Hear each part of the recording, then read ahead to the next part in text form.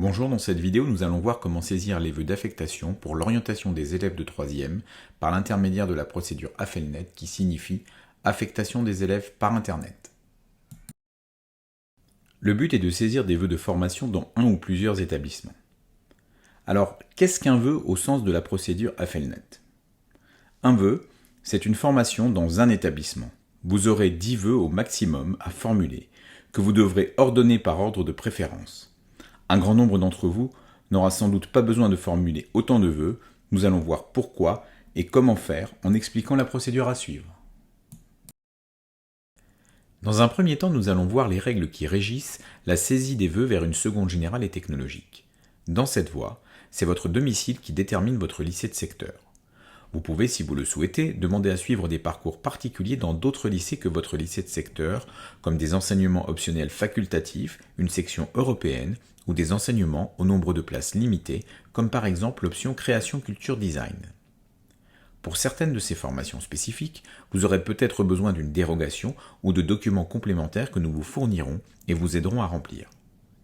La règle incontournable qu'il faut absolument respecter pour ce type de vœux, c'est de terminer cette liste de vœux par un vœu classique sans parcours particulier sur votre lycée de secteur et dans lequel vous serez obligatoirement affecté en dernier ressort. Si vous souhaitez saisir des vœux vers des formations de la voie professionnelle, sachez qu'il n'y a pas de lycée de secteur dans la voie professionnelle. En revanche, le nombre de places pour chaque formation est limité, on dit qu'il est contingenté. Il vous faudra donc faire des vœux sur plusieurs établissements pour la même formation pour vous donner le maximum de chances de voir votre candidature retenue sur la formation que vous souhaitez suivre. En effet, certaines formations sont très demandées et seuls les meilleurs dossiers sont retenus. Il vous faudra dans la plupart des cas avoir un plan B, voire même un plan C, en fonction de la qualité de votre dossier, sinon vous risquez de ne pas être affecté dans un établissement, et là, c'est le début de la galère. Je vous incite donc vivement à suivre ce conseil. Dans l'exemple, 3 vœux ont été effectués pour la formation A dans 3 établissements, 2 pour la formation B dans 2 établissements, et 2 pour la formation C, également dans 2 établissements. Dans la voie professionnelle, de très nombreuses formations qui mènent à l'obtention d'un baccalauréat professionnel sont regroupées en seconde en familles de métiers. La spécialisation n'intervient qu'en classe de première. Vos vœux pour ces formations devront porter sur donc une famille de métiers. L'exemple proposé ici illustre cette donnée pour la famille de métiers de la relation client et la famille de métiers de la réalisation d'ensembles mécaniques et industriels. Cependant, certaines formations demeurent hors famille de métiers. Vous retrouverez la liste complète de ces formations sur le site internet du collège à la rubrique « Après le collège ». Si vous souhaitez préparer un diplôme de la voie professionnelle par la voie de l'apprentissage, sachez que ce type de vœu est saisi à titre indicatif dans AFELNET. Pour suivre une formation en apprentissage, vous devez dans un premier temps trouver par vous-même une entreprise qui accepte de vous prendre comme apprenti pour préparer le diplôme professionnel que vous avez choisi. Ensuite seulement, vous devrez vous rapprocher d'un centre de formation pour apprentis, un CFA, auquel vous serez rattaché pour suivre les cours de la partie théorique de votre formation et qui vous accompagnera dans vos démarches et le suivi de votre parcours. Vous l'aurez compris, aucune affectation ne sera faite dans un CFA par la procédure AFELNET. Il est donc très fortement conseillé, voire impératif, de faire aussi des vœux pour cette formation sous statut scolaire, c'est-à-dire dans un lycée, au cas où vous ne trouviez pas d'entreprise pour vous accueillir. Vous allez pouvoir saisir des vœux vers la voie générale et technologique seulement, vers la voie professionnelle seulement, vers l'une et l'autre voie en fonction de votre projet et de votre niveau scolaire. Par exemple, si vous visez une formation professionnelle particulière et que votre niveau scolaire vous permet également de prétendre à une seconde générale et technologique, vous devrez saisir vos vœux vers la voie professionnelle et poursuivre par un ou plusieurs vœux vers la seconde générale et technologique.